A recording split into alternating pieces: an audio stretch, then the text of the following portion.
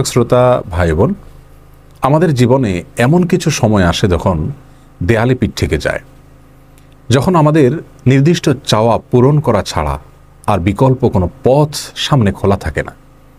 এ ধরনের পরিস্থিতিতে আল্লাহ রাব্বুল আলামিনের কাছে আমাদের মনের একান্ত কামনা বাসনাগুলোকে পূরণ করবার জন্য একটি বিশেষ পথ বাতলেছেন আমাদেরকে প্রিয় নবী সাল্লাল্লাহু আলাইহি ওয়াসাল্লাম, আর সেটি হলো ইসমে আযম।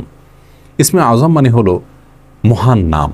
আল্লাহ রাব্বুল আলামিনের এই ইসমে আযম তথা মহান নামের মাধ্যমে কোনো কিছু চাওয়া হলে তিনি সেটা পূরণ করেন। এই নামের মাধ্যমে আল্লাহকে ডাকা হলে তিনি সেটাকে সাড়া দেন। এ মর্মে নবী আলাইহিস সালামের অনেকগুলো হাদিস রয়েছে। অনেক উলামায়ে কেরাম ইসমে আযম সম্পর্কে বলেছেন যে এটি হলো আল্লাহ রাব্বুল আলামিনের যে মূল নাম আল্লাহ, সেটি তার অনেকগুলো গুণবাচক নাম আছে। তমধ্যে থেকে আল্লাহ রাব্বুল আলামিনের যে মূল নাম আল্লাহ, এই নামের মাধ্যমে আল্লাহ রাব্বুল আলামিনকে ডেকে যদি বান্দা কোনো কিছু চান কায় মনোবাক্যে অন্তরের গভীর থেকে, তাহলে সে দোয়া আল্লাহ রাব্বুল আলামিন অবশ্যই কবুল করেন। এজন্য কোনো কিছু আল্লাহ রাব্বুল আলামিনের কাছে চাওয়ার আগে যদি আল্লাহ বলে ডেকে ভালোবাসা থেকে, আস্থা থেকে, ভরসা থেকে, কায় মনোবাক্যে দীনতাহীনতার সাথে আল্লাহকে ডেকে যদি কেউ দোয়া করেন, তাহলে সে দোয়া আল্লাহ রাব্বুল আলামিন ফিরিয়ে দেন না। ইসমে আযম সম্পর্কে আরও নির্দিষ্ট করে আমরা নবী আলাইহিস সালামের যে হাদিসটি দেখতে পাই, সেটি তিরমিজিতে বর্ণিত হয়েছে, আরও বিভিন্ন হাদিসের কিতাবে বর্ণিত হয়েছে। সে হাদিস সম্পর্কে বিশ্ববিখ্যাত হাদিসবিদ হাফেজ ইবনে হাজার আল আসকালানী রাহিমাহুল্লাহ ফাথুল বারীতে লিখেছেন যে ইসমে আযম সম্পর্কে সবচেয়ে বিশুদ্ধতম হাদিস হলো এটি। আর সেটি হলো এই যে বুরায়দা রাদিয়াল্লাহু আনহু বর্ণনা করেছেন, এক ব্যক্তি নামাজের মধ্যে একবার কিছু বাক্য বলে উঠলেন। নবী সাল্লাল্লাহু আলাইহি সাল্লাম তার কথাগুলো শুনলেন।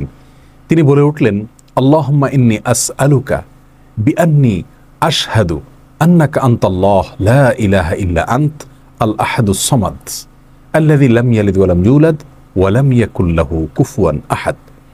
তার মুখে এই বাক্যগুলো শুনে নবী আলাইহিস সালাম বলেছেন, নিশ্চয়ই এই লোকটি ইসমে আযম পাঠ করেছে। ইসমে আযমের মাধ্যমে আল্লাহ রাব্বুল আলামিনের কাছে কোনো কিছু চাওয়া হলে তিনি সেটা ফিরিয়ে দেন না। এর মাধ্যমে আল্লাহকে ডাকলে তিনি অবশ্যই তাতে সাড়া দেন। এই হাদিসের ভিত্তিতে অনেক মুহাদ্দিসিন ইকরাম বলেছেন এটি হলো সেই দোয়া যেটাকে ইসমে আযম বলা হয়, যার মাধ্যমে এটি পাঠ করার পর আল্লাহর কাছে কোনো কিছু পেশ করলে সেটাকে অবশ্যই আল্লাহ তাআলা পূরণ করেন। মনের যে কোনো ভালো আশা আল্লাহ তাআলা পূরণ করে থাকেন। দোয়াটি আবারও বলছি, আল্লাহুম্মা ইন্নী আসআলুকা বিআন্নী আশহাদু আন্নাকা আনতাল্লাহ লা ইলাহা ইল্লা আনত আল আহাদুস সামাদ আল্লাযী লাম ইয়ালিদ ওয়া লাম ইউলাদ ওয়া লাম ইয়াকুল লাহু কুফুয়ান আহাদ। যার অর্থ হলো, হে আল্লাহ, আমি আপনার কাছে প্রার্থনা করছি এই মর্মে যে, এই জন্য যে, এই ভিত্তিতে যে আমি সাক্ষ্য দেই আপনি আল্লাহ, আপনি ছাড়া সত্যিকারের কোনো মাবুদ নেই, আপনি কারো মুখাপেক্ষী নন, আপনি একক, এবং আপনি কাউকে জন্ম দেননি, আপনাকেও কেউ জন্ম দেয়নি, এবং আপনার সমকক্ষ আর কেউ হতে পারে না। এই বাক্যগুলো পাঠ করে আল্লাহর বড়ের কাছে কোনো চাওয়া পেশ করলে তিনি অবশ্যই সেটি পূরণ করেন। কেউ যদি অত্যন্ত সংক্ষেপে ইসমে আযমের মাধ্যমে দোয়া করতে চান, তাহলে তিনি আল্লাহ রাব্বুল আলামিনের প্রতি আন্তরিকতা, ভালোবাসা, শ্রদ্ধা, বিশ্বাস, ভক্তি এবং ভরসা রেখে আল্লাহকে ডেকে ডেকে মায়ার সাথে, মমতার সাথে আল্লাহর অনুগ্রহগুলোর কথা স্মরণ করে আল্লাহকে ডেকে ডেকে তার মনের চাওয়াগুলো পূরণ করবেন। এটা হবে ইসমে আযমের সবচেয়ে ছোট ভার্সন। আর যদি কারোর হাতে সময় থাকে, তাহলে তিনি ইসমে আযমের যে দোয়াটি আমরা কথা বলেছি, আল্লাহুম্মা ইন্নী আসআলুকা বিআন্নী আশহাদু আন্নাকা আনতাল্লাহ লা ইলাহা ইল্লা আনত আল আহাদুস সামাদ আল্লাযী লাম ইয়ালিদ ওয়া লাম ইউলাদ ওয়া লাম ইয়াকুল লাহু কুফুয়ান আহাদ। এই দোয়াটা তিনি পাঠ করবেন, করে আল্লাহর কাছে তার চাওয়া পেশ করবেন। জীবনের কঠিন মুহূর্তগুলোতে বিশেষ করে এই ইসমে আযম পাঠ করে আল্লাহর কাছে দোয়া করব, সেটা অবশ্যই আল্লাহ তাআলা কবুল করবেন যদি দোয়ার মৌলিক শর্তগুলো আমরা পূরণ করে থাকি।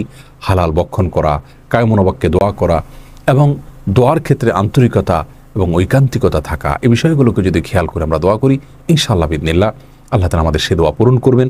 কোনো কারণে সে দোয়া যদি পূরণ হতে আমরা না দেখি, তাহলে সন্দেহাতীতভাবে আমাদের বিশ্বাস রাখতে হবে এটা পূরণ এই মুহূর্তে না হওয়ার মাঝে আমাদের জন্য কল্যাণ নিহিত আছে। আল্লাহ তাআলা এর বিনিময়ে আমাদেরকে আখিরাতে দিবেন।